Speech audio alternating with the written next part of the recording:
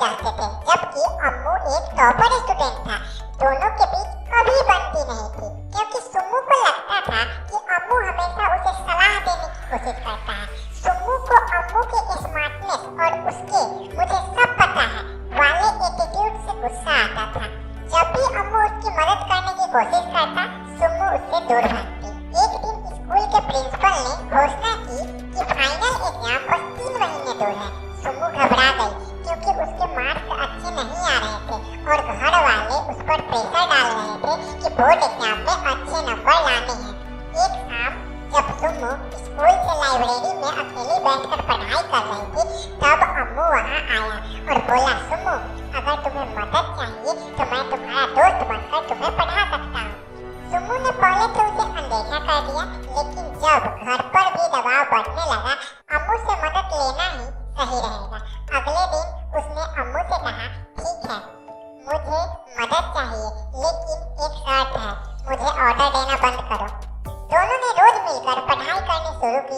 अम्मू बहुत ही सिस्टमैटिक तरीके से सुम्मू को कॉन्सेप्ट समझाता था और सुम्मू मेहनत करने लगी।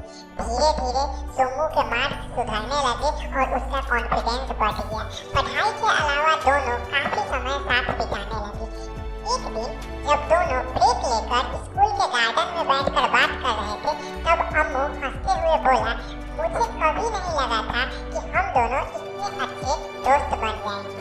सुम्मू ने थोड़ा शर्माते हुए जवाब दिया कि मुझे भी नहीं, तुम असल में अच्छे हो, बस कभी कभी थोड़ा ओवर स्मार्ट लगते हो।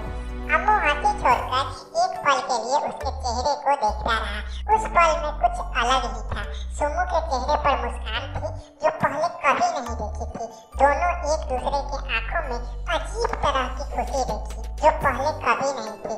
उस पल दोनों को समझ में आया कि उसकी दोस्ती अब सिर्फ दोस्ती नहीं रही। जब एग्जाम का समय नजदीक आने लगा, सुम्मू को अम्मू का सपोर्ट और जरूरी लगने लगा। उसकी वजह से सुम्मू आत्मविश्वास से भरी हुई थी, लेकिन उसके दिल में कुछ और भी चल रहा था। अम्मू ने भी देखा कि अब वो सिर्फ पढ़ाई नहीं, बल्कि सुम्मू से ज्यादा बातें करने का मन करता है। एक दिन पढ़ाई के बाद अम्मू ने सुम्मू से कहा, सुम्मू, तुम्हें पता है ना, तुम अब बहुत बेहतर हो गई हो। सुम्मू ने मुस्कुराते हुए कहा, हाँ, और ये सब तुम्हारी वजह से है।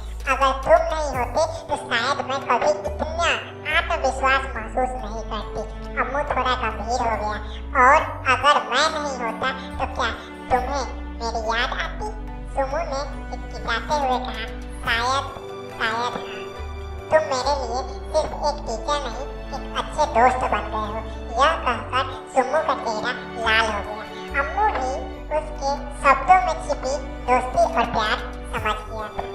एग्जाम खत्म होते ही रिजल्ट का इंतजार शुरू हो गया। सुम्मू को लग रहा था कि उसने अपना बेस्ट किया है, और अम्मू को भी उस पर पूरा भरोसा था। रिजल्ट वाले दिन जब बोर्ड के रिजल्ट आए तो सुम्मू ने स्कूल टॉपर का खिताब जीत लिया।